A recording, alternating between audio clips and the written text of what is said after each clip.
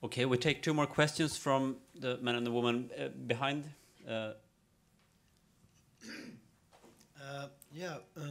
I'm wondering, in a near future, with the oil prices going up and down between 100 and 200, unless we're unlucky, how will that affect the competitiveness of local manufacture, both of food and local industry? And we have another one from the woman to the left of you. My question is to Trafikverket. Last year, the Swedish government doubled, I think, the fee of using the railway system in Sweden. Have you noticed any differences? Like, have companies stopped to transport their goods on railways instead of truck? Who takes that? Should I start? Yeah. Okay. No, we have not really seen any decrease in the traffic on railways due to this. There is a slight decrease in railway transport, especially on passenger, but that is because we have very bad winter conditions that we needed to reduce the number of trains, so because the capacity was too low. So yeah, well, I think that the question about the oil prices and what effect that will have is you can give 2 different answers. In the short term, perhaps it will not be a dramatic shift. In the long term, however, I think that it will be a very dramatic shift because, I mean, the price speaks directly to people's wallets and to the investments that are made by companies and by the public sector politicians. And I think that the whole society that we see today was built around cheap oil, of course. So just discussing about peak oil is a paradigm shift, and for that to solve that problem, we have to have a paradigm shift in our minds as well, to think completely new thoughts, have completely new solutions. And I think that what you are mentioning about local production is one of those mind shifts that we have to start thinking about. Can we produce much more of our food within the city and in the local neighborhood around our cities?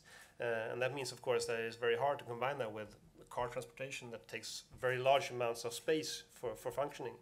And I think also that, for example, the Green Party in the election campaign here this autumn suggested that we should use the subway system, the underground system that we have in Stockholm, also for transportation of goods. So we can transport during nighttime when people are not using it. We can use it for transporting goods into our city and also waste out of the city. And that was met with very much laughter, and we were ridiculed in the press for being totally out there in the blue. But I think that we have to start thinking in those kinds of terms, how to use our systems in completely new ways in order to meet this very big challenge that we have. Another idea I've tried to start is to look at Stockholm as a plus city in the future, where we don't are an end consumer of energy, but we actually produce so much energy that we can be an exporter, with solar panels on all our roofs and with very efficient combined heat and power with biomass in our city. We could actually, and with, of course, much higher energy efficiency, we could actually be a producer of energy instead of a consumer of energy. And that is also, I think, the kind of shift in thinking that we will have to start with in order to meet this challenge. Yeah, we have a problem, of course, and that is that the sun is shining during the summer and not in the winter time, you know, and that means that we must build spare capacity that will only be used during a very short time. And who should pay for that one? Should all the people that are using renewable energy the rest of the year and cannot do it during the winter time, are they the one that should pay for this extra capacity during the winter time, or should we all pay for that? You know, and many of these things will come up in the discussion in the future. Again, renewable energy is part of the future solution. We should think it, we should use it, but we should also use the fossil fuel that we have left the best way, because, as I mentioned before, you don't build a windmill with renewable energy. You do it with fossil fuel. And the same with solar panels and everything. And that means that you must have specific amount of fossil fuel to build the renewable system. And if you have an increase in the renewable system, it takes so much energy, so there will never be a net energy output from it, because the increase will take all the energy it produces plus more of the fossil fuel to make the increase, you know. So all of this system thinking must be it's very important. So for the future, I think we should look at my students, the young generation. They will rethink, because we are human beings, and I say the difference between us as human beings and animals is that we can rethink our way of living, and we will do that, and in one way or another way. And I'm quite sure that they will find a smart solution and get the society function. Otherwise, they cannot pay my pension, you know. Okay, we will have one last question from the audience. Rebecca, please. Okay, I got a small one for Håkan.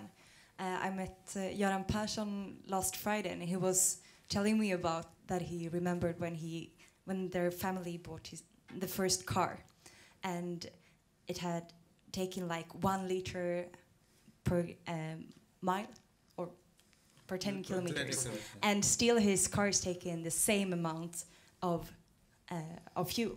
But now it has horsepower for like driving in 250, and he was like, but it's not safer. It's not, well, maybe it's more fun, but still we could have made the system in a totally different way. What do you think of the cars of tomorrow? Should they be for 500 kilometers, or can we create incentives to change that? If you had asked that question maybe 5 years ago, I would have been very pessimistic. Today I'm much more optimistic, because there happens so fast in this area. As I said in my presentation, the fuel consumption on new vehicles have never decreased so fast as it does now. So there is a change in what we are thinking on when we are going to buy a car. Now it's fuel consumption and CO2 emissions is one of the highest priorities. So, and of course we can hope even more there that there's still some manufacturers that say they can offer both horsepowers and low fuel consumption, but of course they could offer even lower fuel consumption if they didn't increase the power. So maybe we are not really there, but we are on the right track at least. I used to tell people that rethink when it comes to cars and makes your second car an electric car, and you take one car that is more or less the ordinary one, and take your second car as an electric car, because I said that will very much fit into the decline we have in the production in the future of oil and so on, and that will make people to rethink about many other things also. Well, the discussion will continue, and I think I'll let Per describe how it will continue. Absolutely. I would like to thank all of you, especially the speakers, for this very, very interesting seminar. I've learned very much from this presentation and from the discussion, and I hope that all of you have learned much as well. And I would like to thank all of you for coming here and listening to this discussion. And as I said earlier, this is the start for the Green Party of Stockholm in the discussion on peak oil and how to meet that challenge. And I hope that you will take part in this discussion, and you will share your views with us as well, and come with inspiration to what we can do. How can we change the politics of Stockholm and of Sweden as well, in order to be more resilient to the change in energy distribution that will come in the future.